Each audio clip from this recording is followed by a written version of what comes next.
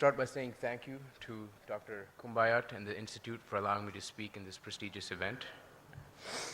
So I'm going to be talking about aquaponics and black soldier fly farming. These are two technologies that we find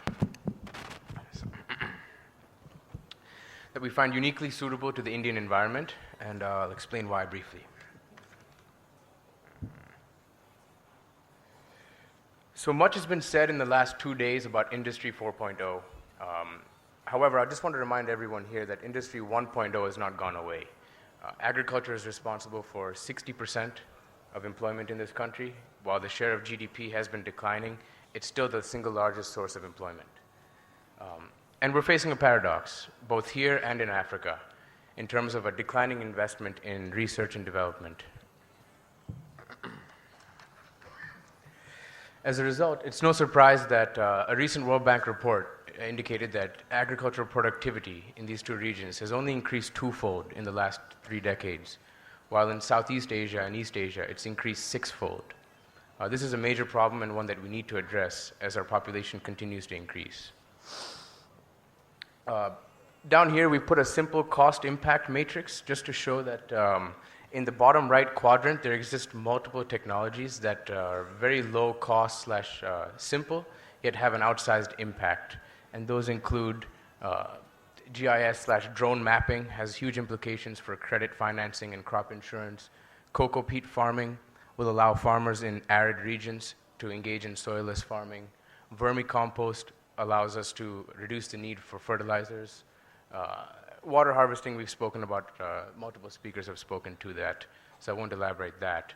The two things I want to talk about in the rest of this presentation are on aquaponics and BSF, and in the interest of time, I'll skip some of the other slides. Yeah, we'll skip that. So what is aquaponics? To put it very simply, aquaponics is a form of agriculture in which plants are grown symbiotically with fish. So we see in step 1, fish are raised in a tank of water that could be in the ground or above the ground. That water is then passed through a series of simple filters, biofilters. These aren't expensive pieces of equipment. And we allow biology to do most of the work of converting that fish waste into nitrates, which are actually a very high form, a great form of nutrition for plants.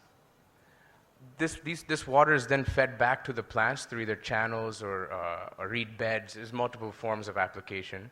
But the plants, in turn, absorb the nutrition from the water and clean it. The water is then fed back into the fish tanks.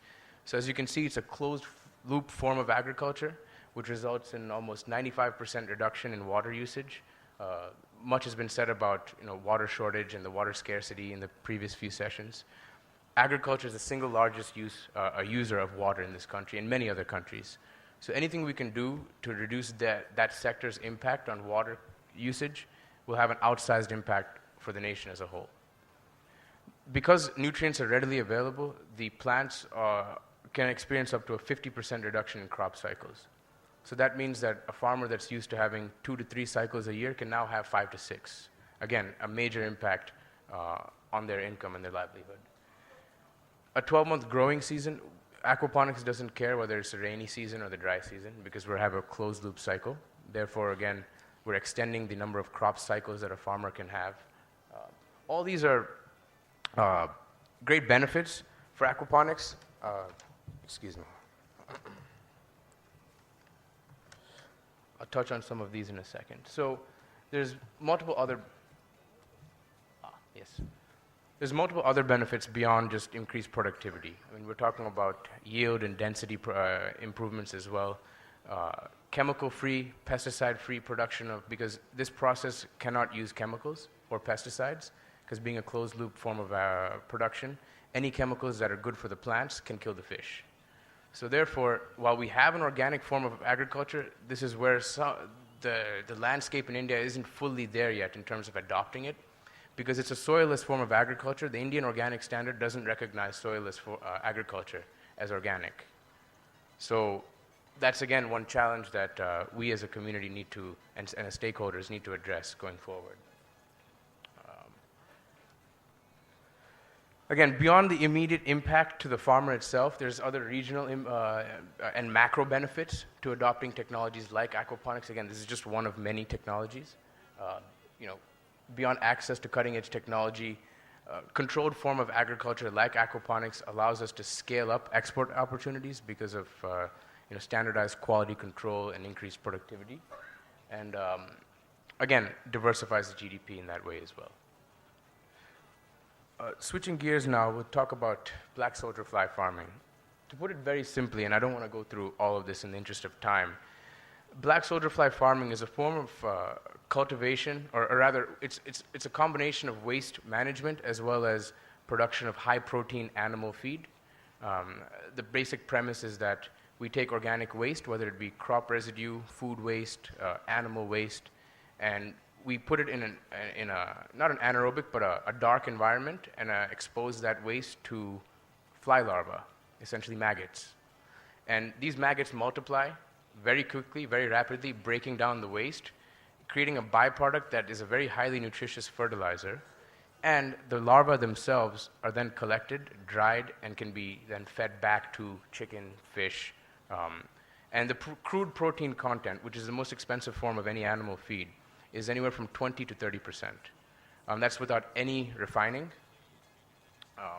So a small-scale farmer, for example, can take this system, this setup, and we've piloted some setups in Bangalore at a cost of under 50,000 rupees, 30 to 40,000 rupees. And they can take the output and lower their feed cost. If this was adopted in a more systematic manner, like it's being done in Malaysia and Indonesia, there could be an entirely parallel cottage industry around processing and further refining of this black soldier fly larva, which then increases the crude protein content to upwards of 50%, which is difficult to find, which is a great input for animal feed manufacturers. These techniques allow farmers to not only get access to cutting-edge technology, but also diversify their income. As we know, farm income has been stated as a goal to double farmers' income, and that's just not achievable by simply increasing the rate at which they sell their produce. We have to also reduce the volatility of the market, as well as increase the diversification of their income streams. So this is one way in which something they're throwing away today can be turned into income tomorrow. How can TVET help? So these technologies and innovations that I speak of they sound simple, and I've oversimplified it for this audience. However, there are some technical challenges in implementing them in a scalable fashion. And in addition, they require in-person training and experience. And so it's not feasible to bring everyone to, Bhopal or Delhi or Bangalore to learn this. This needs to be disseminated into rural communities. And for that, we need infrastructure.